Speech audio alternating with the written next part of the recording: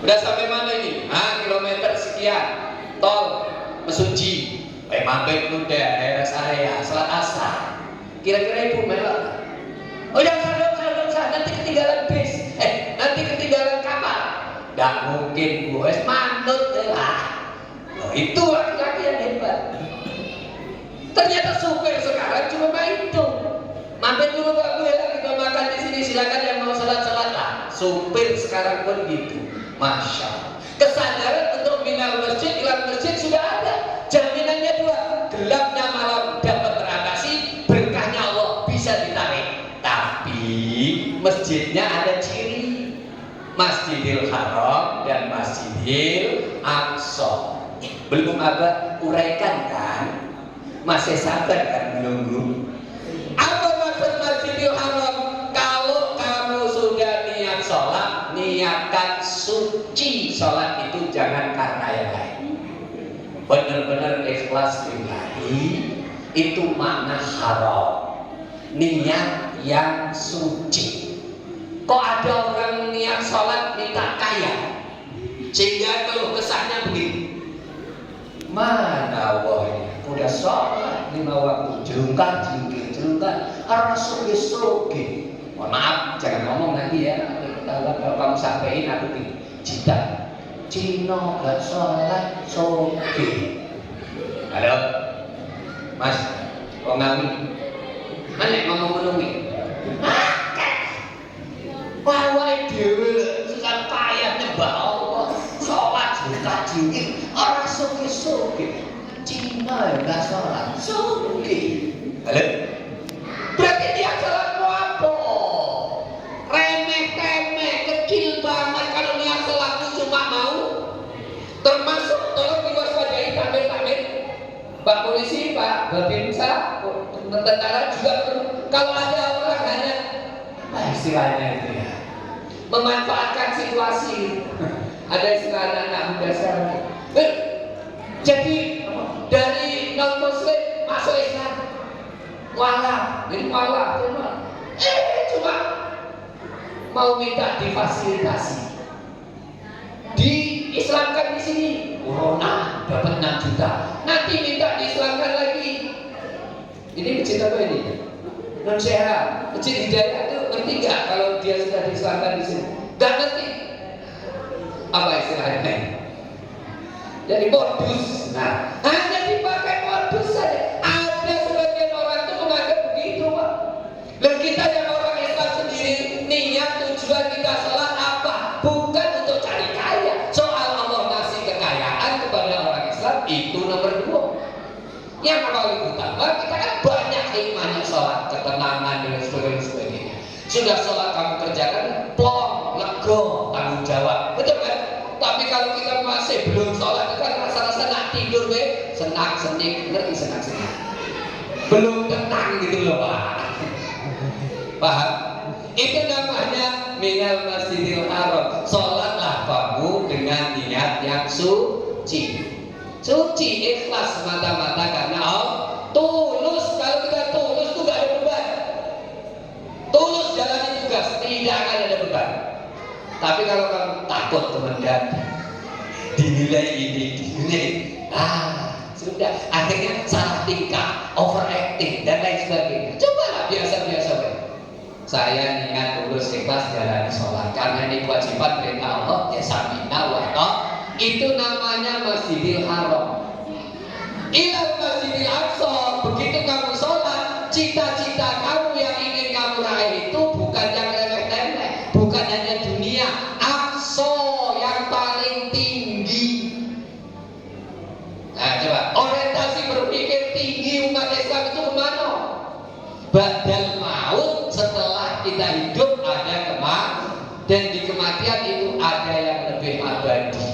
Yang paling membahagiakan itu adalah suasana surga.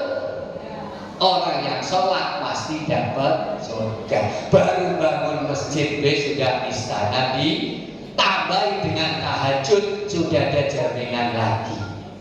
Wa minal laili fatahajjat bihi nafilatan lak asa ayyabasaka maqamam mahmuda. Kalau kamu mau membiasakan selain 5 waktu, kamu tambahi dengan salat malam, kamu akan dapat maqam mahmudah. Nah itu maknanya sama dengan Aqsa, yang memang fisiknya Masjidil Haram di Mekah, fisiknya Masjidil Aqsa di Palestina. Ini kan perlambang saja. Makna tafsirnya secara kontemporer tadi, sholatlah kamu dengan niat haram suci dan raihlah cita-citamu, jangan hanya di bawah kolong langit, tapi harus di atas kolong langit. Aqsa lebih tinggi dari itu, yaitu surga. Insya Allah yang sajian seperti inilah yang bisa menghadirkan alladzi barakna haulah.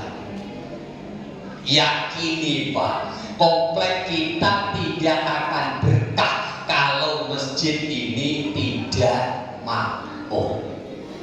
Begitu kamu lupa memakmurkan masjid ini, komplek kita walaupun mohon maaf semua rumah fasilitas lengkap, rata-rata penghuni mohon maaf kaya raya, tapi kalau tidak ada kesadaran mengisi masjid, tidak dijiwai dengan sholat, keberkahan itu hilang. Dikit-dikit iren-irenan. Kita ini kan orang baru aja, bukan orang iria. Kenapa sifat kita iria? Halo? Nah itu guyonnya. Aku tidak baca wawul. Wawulnya mah itulah. Halo? Duh. Tapi kalau orang yang sudah sholat jiwanya bersih, nggak ada tak iri dengki ini tuh. Mas Beri beli mobil baru ya? Iya, alhamdulillah. Kalau nanti istri saya ambil tua, ingin diantar ke rumah sakit Kurnia Temilai, baca pinjam kan?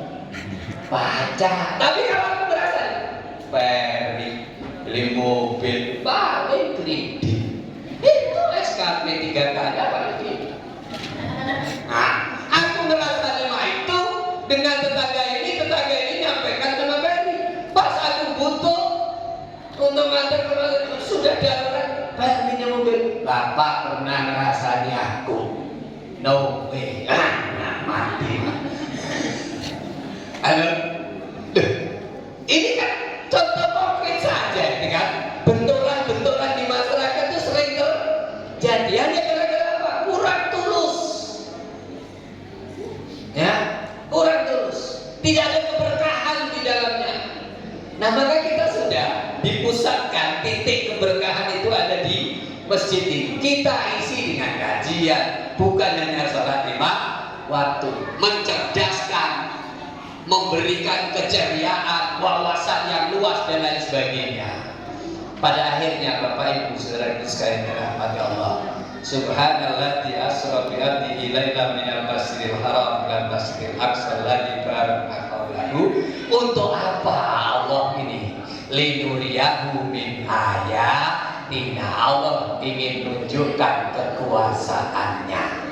Allah ingin menunjukkan beban kewajiban pada kita. Allah ingin menunjukkan pada kita syariatnya yang simple, fleksibel, apa? Gampang, cuma sholat 5 waktu. Nah, itu. Ayat itu bisa diartikan hukum, ayat itu juga bisa diartikan lebih luas, yaitu kekuasaan. Kalau manusia mau mengikuti ini, aman. Lakukan sholat 5 waktu, selesai. Gitu kan? Itu solutif bahasanya begitu. Ya, memang kelihatannya seperti itu. Tapi dengan begitu kamu bisa asik masuk mengadukan apa saja problem kamu sama Allah.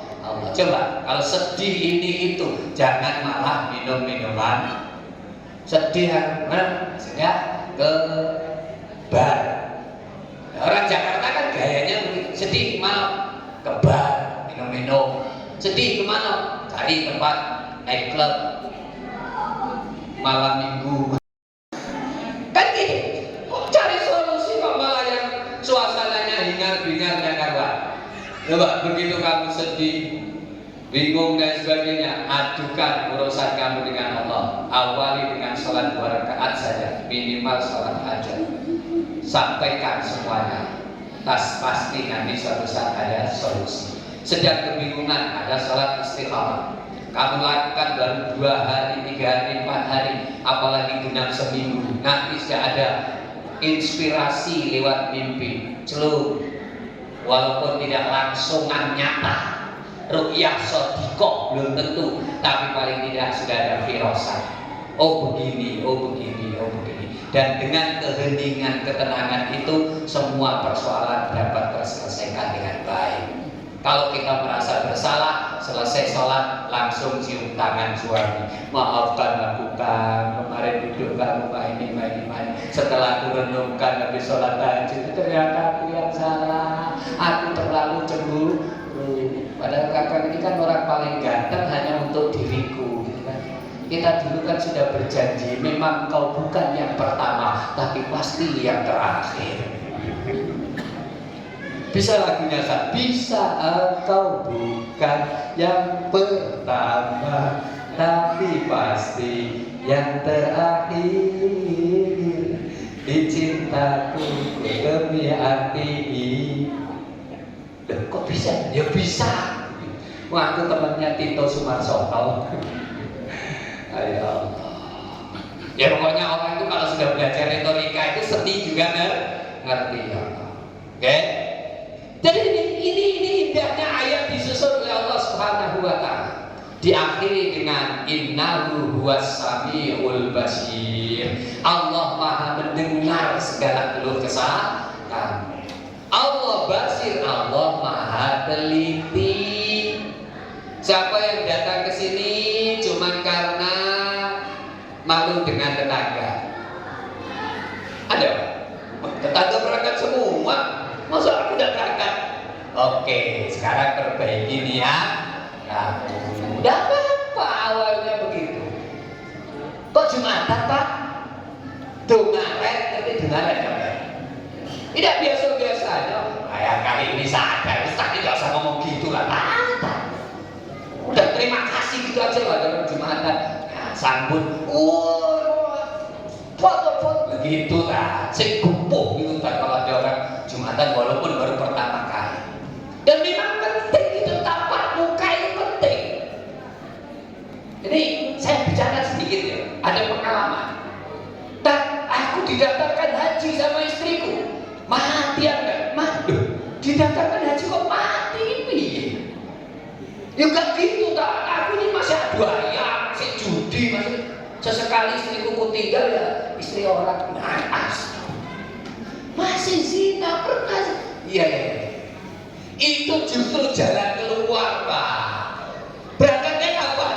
Waktu itu antriannya masih 3 tahun. Sekarang antrian itu sudah 23 tahun. Halo, yang umur 40 sudah punya porsi haji?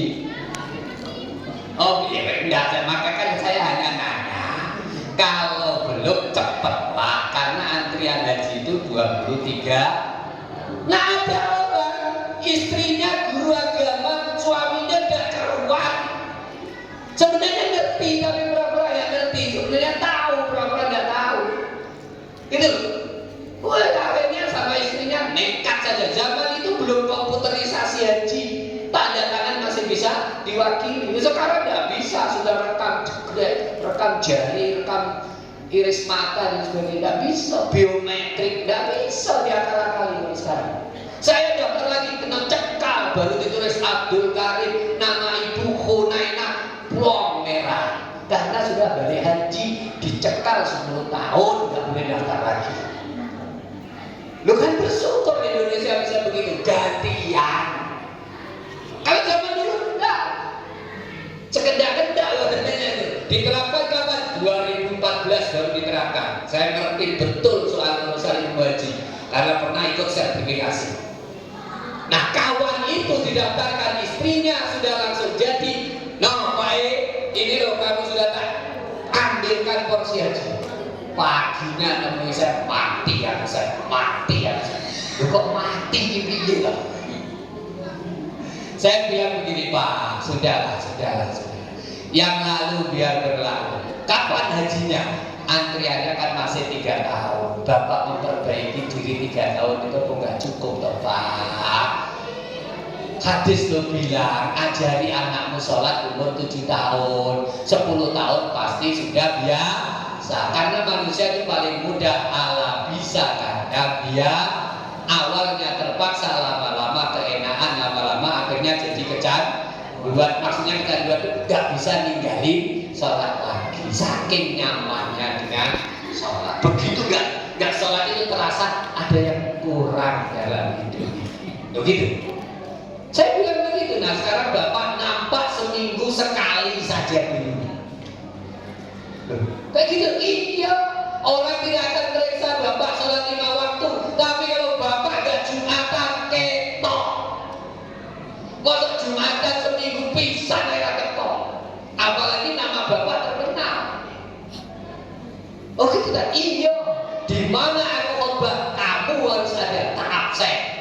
Itu menurut Bapak itu saben Jumat sadar ya, Jumatan pindah. Akhirnya terkenal di Masjid Al Hidayah Bapak itu Jumatan, di Masjid Jami apa Bapak itu Jumatan, di Muhajirin Bapak itu Jumatan, di Al Mutakin Bapak itu Jumatan. Woi, Bapak yang dulu terkenal adu ayam dan berapa kali ditangkap Pak Babinsa, sekarang ahli sholat, padahal belum tentu tahu kita 5 waktunya. Ngawali itu kadang-kadang pamer dulu, riak dulu. Tidak apa, jangan kamu koyoi, nanti koyoi kan. Gak usah kamu katoi. Nah, biarlah nanti ikhlas itu pelan-pelan menata diri, lama-lama jadi ikhlas. Allah basir, Allah amat sangat teliti apa yang kamu lakukan. Dan Allah menghargai upaya kamu setahap demi setahap. Itu nilainya besar. Lebih baik orang mantan berjuang keras menjadi orang alim, daripada yang orang alim malah gak sadar jadi mantan kiai.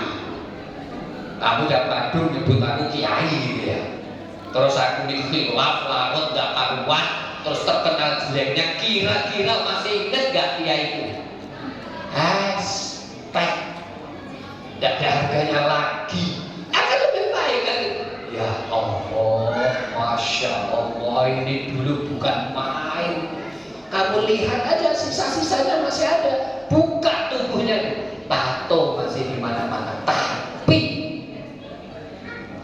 itu namanya Sami'un Basir. Allah dengar keluh kesah kamu, Allah dengar putus asanya kamu, Allah dengar harapan-harapan kamu, dan Allah teliti menilai kamu. Maka sekarang jangan macam-macam, semuanya segala sesuatu harus lillahi ta'ala. Tafsir tercapai. Waktu terangkan tafsirnya serius, diberikan contoh fenomena yang agak gini gitu, santai, selesai Pak. Saya sudah tanya kedua kalinya loh Pak. Perasaan kok kalau sekali ngomong durasi itu terukur loh Pak. 30 menit, ini 30 menit kedua Pak. Loh Bapak kok nggak ngidupkan HP? Mana Bapak itu agak fair Bapak. Sing fair ki PRI jamul delok menit. Nah, jam berapa kuwi? Setengah 10. Oh, setengah 10. Aku tadi dari setengah 9, betul enggak? Masya Allah. Saya kunci sekarang dengan 2 ayat bersinergi. Kan nggak boleh lama-lama, kan? Ikan sepat, ikan makin bagus. Itu ada ikan lele juga. Sudah lapar, Le. Kita kunci dengan 2 ayat, serius. Wa ma khalaqtul jinna wal insa illa liya'budun. Di Al-Bayyinah lebih diperjelas, wa ma umiru illa liya'budullaha mukhlishina lahu. Tidak ada tugas lain manusia hidup, termasuk jin hidup, dihidupkan oleh Allah, diciptakan Allah hanya untuk beribadah. Dan kamu tuh gak diperintahkan untuk hidup ini hanya untuk ibadah. Ibadah kamu harus mukhlis, ikhlas, tulus lahu karena Allah. Ad-din, benar-benar menjalani agama. Hunafa, yang lurus. Coba terapkan itu dalam hidup sehari-hari, aman kita. Karena memang tugas utama itu. Tapi jangan bilang ibadah secara sempit. Semua yang kita lakukan aktivitas ini semuanya akan jadi ibadah, tergantung niat awalnya. Kemudian dipantau prosesnya dan endingnya juga harus baik. Makanya ada innamal a'malu tapi ada innamal a'malu bi khawatimihah. Seluruh amal kita ini sangat tergantung pada akhirnya.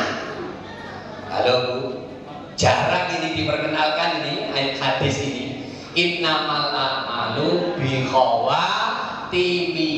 Masa lalu kadang-kadang bisa dilupakan, hilang begitu saja, asal khawatimnya itu hasanah. Sehingga kamu menyebutnya mudah-mudahan meninggal dalam keadaan husnul khatimah. Maka innamal a'malu bi khawatimihah. Triknya apa? Sekali iya, sekali sholat, gak bakal lagi sholat ini saya tinggalkan. Sekali belajar sedekah, soal besar kecilnya tergantung rezeki yang ada. Karena Allah menilai rutinnya, ajaknya, terus menerusnya, bukan soal besarannya. Sedekah 1000 bagi orang miskin nilainya lebih besar daripada sedekah 1.000.000 bagi orang miliarder. Tidak ada nilainya apa-apa, karena yang berkurang dari dia cuma seberapanya. Maka yang wajib zakat hanya orang yang mencapai nisab 86 gram duitnya tercogok jadi 1 dalam 1 tahun, atau mungkin gajian dalam 1 bulan langsung senilai 86 gram, wajib zakat. Yang tidak begitu jangan pusing. Allah itu la yukallifullahu nafsan illa, kita tidak akan dibebani yang berat-berat kecuali atas dasar kemampuan. Tingkatan Babin, Kamtibmas dan Babinsa ya segini. Apa sampai suruh ngamankan sak provinsi? Itu enaknya. Yang harus ngamankan sak provinsi siapa? Pak Kapolda sama Pangdam.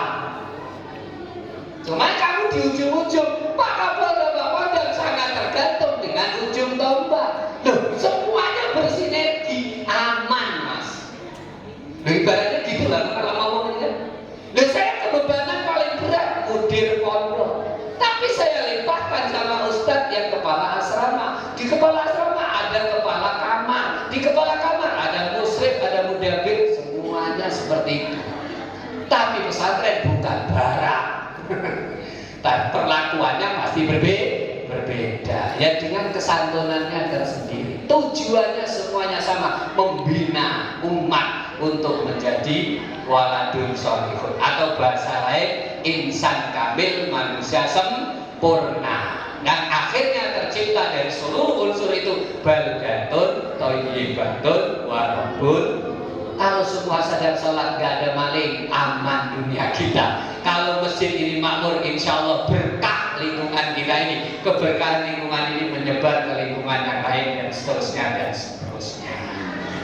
Biasa pantun diawali, biasa ceramah diawali dengan pantun dan diakhiri juga dengan pantun. Saya akan baca pantun, tidak usah bilang cakep karena sampai nggak ngerti.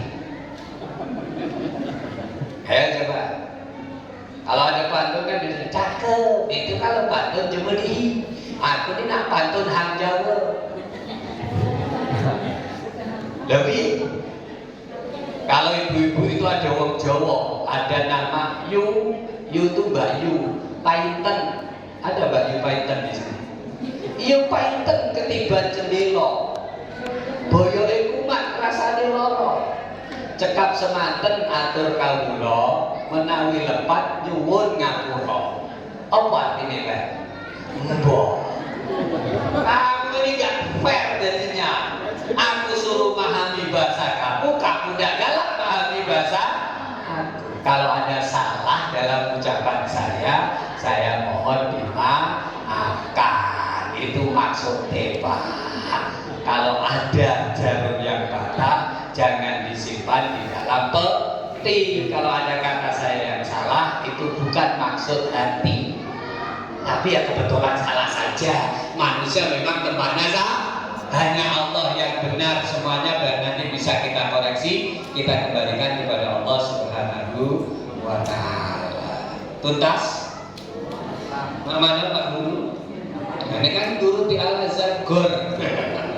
Makanya cara membawakan susunan panitia bukan main. Jadi kita orang berkualitas semua.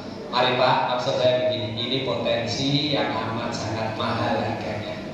Ya, di lingkungan ini tersusun dari person yang bukan main ya.